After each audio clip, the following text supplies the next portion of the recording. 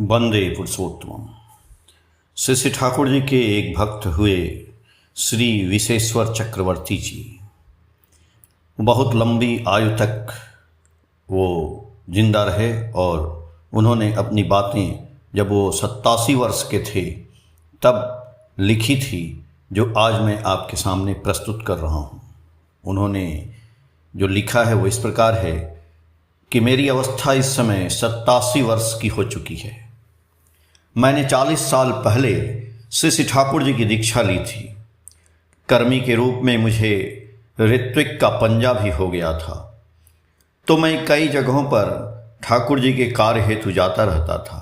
ये मेरा सौभाग्य था कि मैं श्री श्री ठाकुर जी के सानिध्य में रहकर बहुत कुछ के बारे में जान पाया। श्री श्री ठाकुर जी के साथ अनेक बार बात करने और सुनने का मौका मिला। श्री श्री ठाकुर जी की भावधारा मनुष्य के जीवन को गतिमान रखती है। पहले तो मैं ये सब बात समझता नहीं था। आज श्री श्री ठाकुर जी की दया से सब समझ में आ रहा है। जिस तरह से मैंने पढ़ाई लिखाई की थी उससे मैं कुछ सीख नहीं पाया और कुछ कर नहीं पाया। केवल एकमात्र ठाकुर जो बोलते वही मैं और मनुष्यों के लाभ हेतु करता था। इसके अलावा कोई उपाय ही नहीं था मेरे जीवन जीने का। हमारा चलना फिरना, हंसी मजाक, काम काज सब कुछ उनकी खुशी के लिए हो गया था। इसी को मैं अपने जीवन की सार्थकता समझता था। मैं दीक्षा लेने के पहले मछली मांस खाता था, यानी मैं मांसाहारी था। लेकिन दीक्षा लेने के बाद की घटना मैं एक बताता हूँ कि एक दिन दीक्षा लेने के बाद हम 3 लोग 5 सेर मांस खरीद कर ले आए और खाए। कुछ दिन बाद ये बात मैंने श्री श्री ठाकुर जी से बोली कि मैंने ठाकुर जी दीक्षा लेने के बाद एक दिन मांस खाया था। श्री श्री ठाकुर जी बोले, तब तो तुम एक दिन मृत्यु के रास्ते को अच्छी तरह से देख आए। आज 40-45 वर्ष के बाद ठाकुर जी के साथ की बातें समझ में आ रही हैं कि वो कितना सत्य और सुंदर थी। मैं आज इतने वर्ष का हो गया, तब से मछली मांस मैंने खाना छोड़ दिया। उसी की वजह से आज अच्छा हूँ और ये बातें लिख रहा हूँ। हमारा जीवन तो मात्र 62-63 वर्ष का ही था, परंतु आज इतना लंबा जीवन जीना उनके अनुशासन पर चलने से ही मिला। आज वर्तमान में मैं 87 वर्ष का हूँ और बचा हूँ, और भी मैं 13-14 वर्ष अभी जीऊँगा, ये मुझे ऐसा लगता है।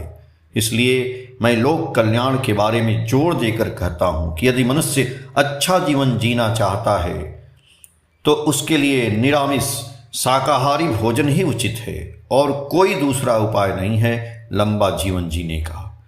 मानव जीवन को यदि सर्वश्रेष्ठ कल्याण के लिए प्रयुक्त करना है तो श्री श्री ठाकुर के मंत्र से दीक्षित होकर चलना सर्वश्रेष्ठ है, जिसका केवल एकमात्र पथ है मनुष्य के कल्याण का पथ, जो श्री श्री ठाकुर जी के आदर्श पर चलने से ही पाया जा सकता है। इसके अलावा दूसरा रास्ता ही नहीं है। हमारी दीक्षा होने के बाद महात्मा गांधी जी की मृत्यु हो गई। तब मैं पूरा कांग्रेसी था। गांधी टोपी सर पर रखकर एक दिन श्री श्री ठाकुर जी को मैंने प्रणाम किया और उनसे बोला, मैं दिल्ली जाऊंगा। उद्देश्य ये है कि महात्मा गांधी का मृत्यु उपरांत कार्य को देखना और उसमें शामिल होना है, क्योंकि मैं उन्हें बहुत प्यार करता हूँ। श्री श्री ठाकुर जी बोले, इस समय तुम दिल्ली क्यों जाओगे रे? हमारे मन में जो उत्कर्ष था दिल्ली जाने का, सबको उन्होंने झकझोर दिया। बस इतनी सी बात उन्होंने बोली। उसी समय गेस्ट हाउस में एक पुराने गुरु भाई के साथ इस संबंध में मैं बात करने लगा तो उन्होंने कहा कि श्री श्री ठाकुर जी की इच्छा नहीं है कि आप दिल्ली जाएं। वो सब कुछ जानते हैं, अंतर्यामी हैं। आपके भविष्य में कौन सी विपत्ति आने वाली है वो जानते हैं, इसीलिए आपको दिल्ली जाने से मना किए। ऐसा ही हुआ। बाद में पता चला कि उस समय यदि मैं दिल्ली चला जाता तो हमें निश्चय ही जेल में बंद कर दिया जाता। उस समय जो लोग भी दिल्ली गए थे उन्हें जेल में बंद कर दिया गया और सजा मिली। मैं केवल श्री श्री ठाकुर जी के दर्शन के दौरान जो उन्होंने कहा उसका पालन किया और बच गया। ये मेरा दृढ़ विश्वास है। स्मृति आलोके परम प्रेम में श्री श्री ठाकुर अनुकूल चंद्र नाम के बंगला पुस्तक का हिंदी अनुवाद, पेज संख्या 154 और 155 से। जय गुरु।